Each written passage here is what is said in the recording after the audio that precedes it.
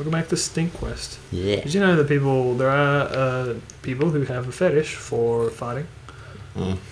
But when I say that, really people have a fetish for everything. So, if you can think of it, someone's got a fetish for it. Yeah.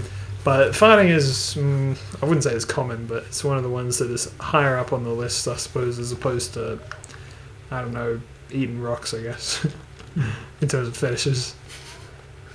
Remember, like, cake farts? Yeah. Very, very specific one, but if there's someone out there who wants it, there's also someone out there who will pay for it. So, Yeah.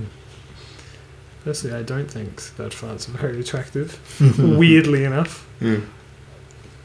I kind of wanted to stop talking about it.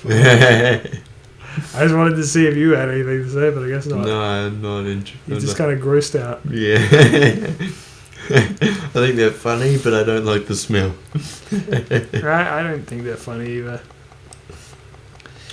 Fart humor is the lowest.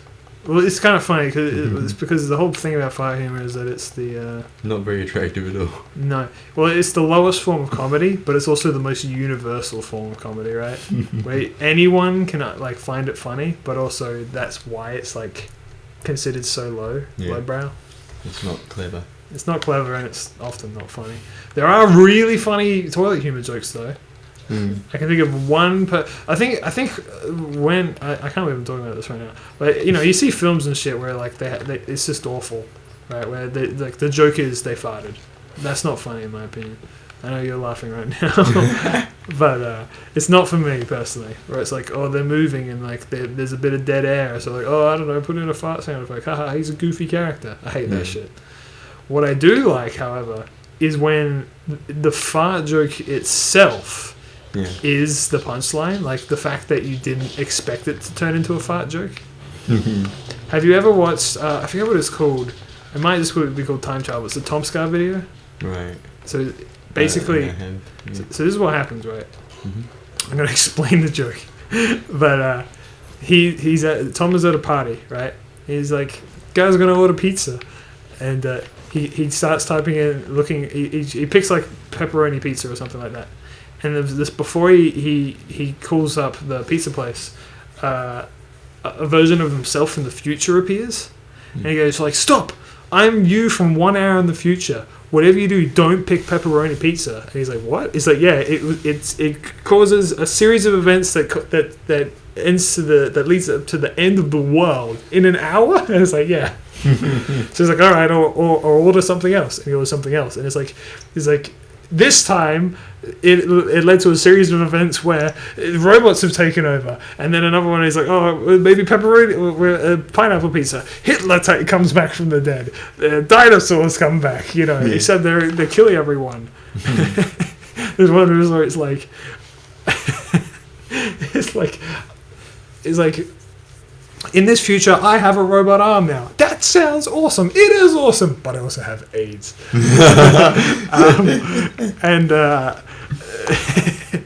there's one where it's like gay marriage is legal. Wait, that's a good thing. Did I say legal? I meant mandatory. But I'm so straight. Yeah. But anyway, at the very end, he's like, okay, I'm not going to order pizza anymore. I'm just going to order Mexican food. And then. Well, the very last one, he himself appears from the future one last time, says, don't order Mexican food. And he's like, why? He slowly takes off his glasses and he goes, because you shit yourself. And he goes, oh no. And that, in my opinion, is the funniest toilet humor joke. Because it's just I don't know, hilarious. Because you don't see it coming. And it's relatable, it's funny. Alright. I don't know. That's the only time I find them really funny, is when you don't expect it and don't see it coming. Yeah. And the fact that it turned into a toilet humor joke. Alright.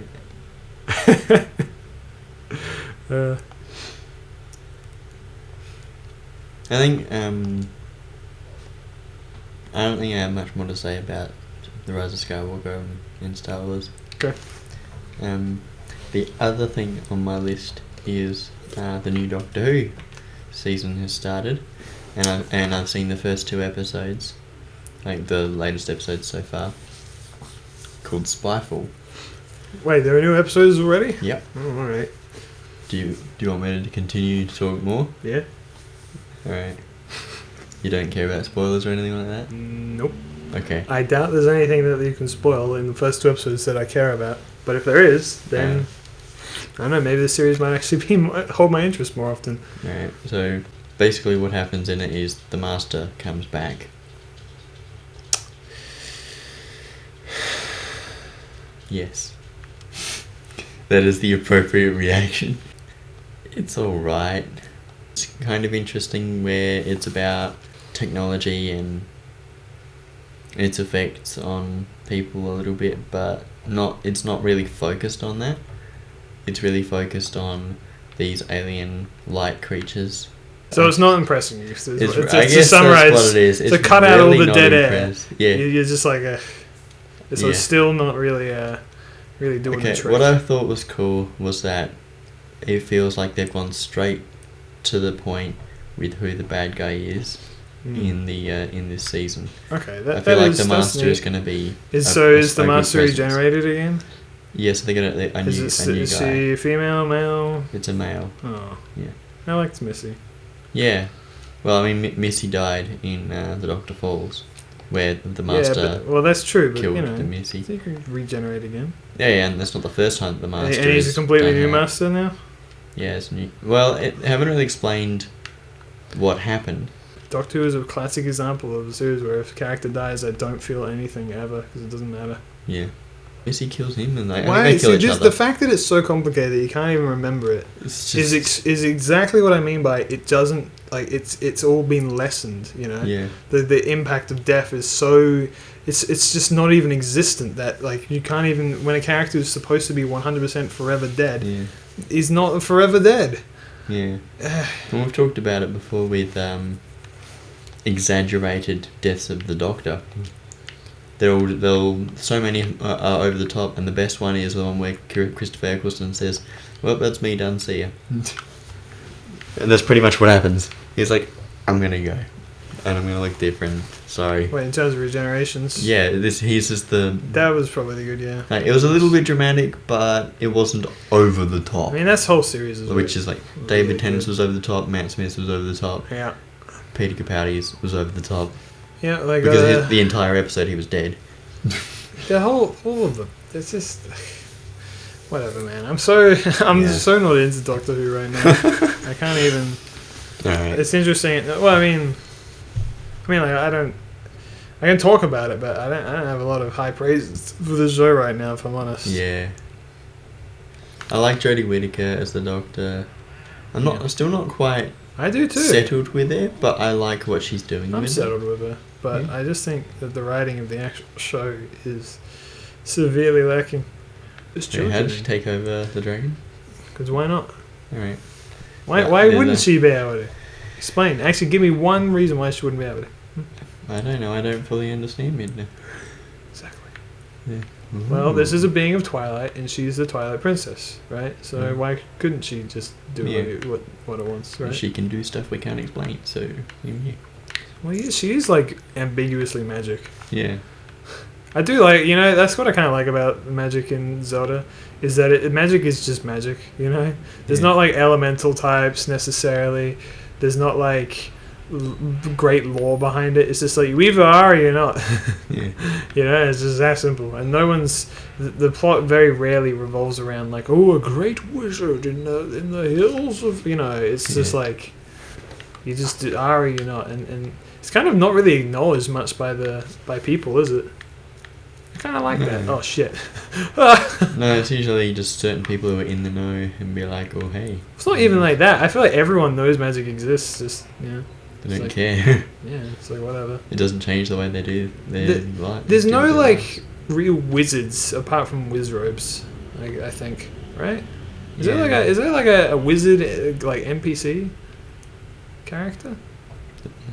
I feel like it's more of an early days Zelda thing, like it being like Link to the Past and Zelda 2 and stuff like that. There is Shahasrala, but I don't know if he's a wizard. He's just kind of an old man that can talk through his stones. It's just kind of a dude. Yeah. As is the case with many I don't know. But yeah, like I like it when magic isn't complicated in fantasy settings. Yeah. Or it's as simple as good wizard and bad wizard. Like in Lord of the Rings. Or a necromancer. I like necromancers a lot. Alright, next time on next Cold time. Mountain.